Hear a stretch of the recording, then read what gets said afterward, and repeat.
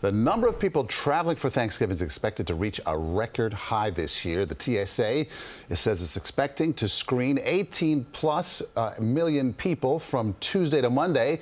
That's an increase of 17% over the past 2 years. But between the security lines at the airport and the seating on the planes, it is hard to find someone who actually loves taking a flight. So we wanted to know, is air travel really getting worse? Dick Brennan went to our airports to find out as part of our ongoing series, Question Everything.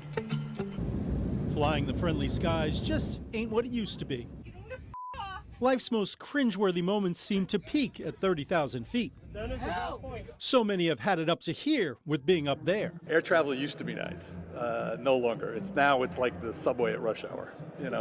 It's kind of dehumanizing. It's very frustrating to see I travel with kids, so Hi. it's a lot. It's a lot. It's just overwhelming is like a word that encompasses it all. But we had some questions. We wanted to find out from the people who know, have things gotten that bad? It's as bad as it's ever been. Also, just how did we get here? All the problems are a function of one big policy choice. And how can you keep flying and keep your sanity? And this is what travelers really need to remember. We'll get to all that. But how did we get to this at our 3 airports, JFK, LaGuardia, and Newark? Well, the Port Authority says through August, there have been 1.4 million more travelers coming through compared to 2023. That's a record pace, and it's actually 3 million more over the same time in 2019. And check this out. You would think more people means more flights available, right? Well, no. There are actually so far this year about 27,000 fewer flights because the airlines have been able to cram in an average of 6 more passengers onto each plane. The airlines look at passengers as self-loading human cargo. Let's be honest. CBS News travel editor Peter Greenberg says, don't try to stretch in coach. So we're all in the back of the plane. We're all scrunched in more. There's less leg room, right? And the FAA has done nothing about this, except allow the airlines to add even more seats and reduce the space. And let's not forget that great game of chance we all play at the carousel of chaos. Did my checked bags make it? So my philosophy about airline baggage is simple. There are only 2 kinds of airline bags: carry-on and lost. Get with the program. By the numbers, it's actually not all bad. Cancellation rates are actually down this year, and some travelers enjoy the new tech. I think it's getting easier thanks to the apps and thanks to the check-ins. For me personally, it has not been terrible. Taking that extra step to make flying the best it can be. But we're a long way from the days of wine and roses, elbow room and catered food. Now, this is what dinner could look like.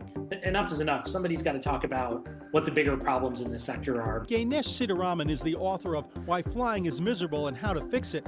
He says things changed drastically when the U.S. deregulated the airlines in 1978, and it's time to reverse that.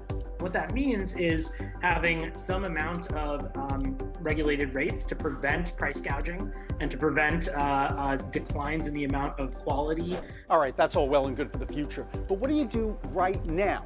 Well, we have a few hacks for you that might help get you through faster. Try to prioritize morning flights and nonstop flights when you can. Morning flights have a 25 percentage point higher on-time arrival rate versus an afternoon or an evening flight. And Katie Nastro of Going.com says you should plan your trip abroad when everyone else is home. Thanksgiving is actually one of the sneakiest best times out of the entire year to fly internationally. You're getting most bang for your buck in terms of pricing, but also you're getting less crowds. And what about those bags? Try throwing in a GPS tracker like an Apple AirTag. That's not going to get your bag to you any faster, but it does give you that little bit of insurance. And that can just give you a little bit of peace of mind. A little peace of mind. And our experts leave us with a piece of theirs. The main lesson I would say is channel misery into your elected officials. Call up your congressman. That's the way we're going to make change, is by people in government actually doing something about it. And when it comes to expectations, maybe lower the bar. So if you're looking from an experiential point of view, when people ask me if I had a nice flight, you know what I say to them? 2 words: we landed. It was a great flight. Now, the Transportation Secretary just announced today passengers will be entitled to automatic refunds for canceled or significantly changed flights. That would be significant as 3 hours domestic, 6 international. And for things like late baggage or more, there will be 12 hours or more. And so a lot going on here, and a lot could change maybe. I'm canceling my flight right now. There you go. I'm out. Here come the holidays. Done. You talked about re-regulation. What is the chances of that really happening? On a large level, is Congress going to get involved? No way, probably. But you could say, look what the Transportation Secretary announced today. These fines, I mean, you got to get some money back if, let's say, your bag isn't on time or your flight changes. But also, we heard Peter Greenberg talk about, the FAA getting involved and saying, hey, maybe the seat should be a minimum size and not a tiny minimum, something a little bigger. You could probably do something on the margins, but some large, gargantuan thing is not going to happen anytime soon. Jeez. Well, they're right to say it feels like the subway. It does. But I got to tell you, LaGuardia is a pleasant experience. It's much nicer itself, than the actual airport, So there's that. How about, you might say, pack your patience this week. Did we ever say I'm that not on saying television? that. I was going to say, did we ever say that? I don't think so. that. That's a joke. Cliche. Take it easy. I always set the bar really low. I don't expect a lot. Right. That's the key. Then you have a good time. All right. Good stuff, Jake. Thank you so much.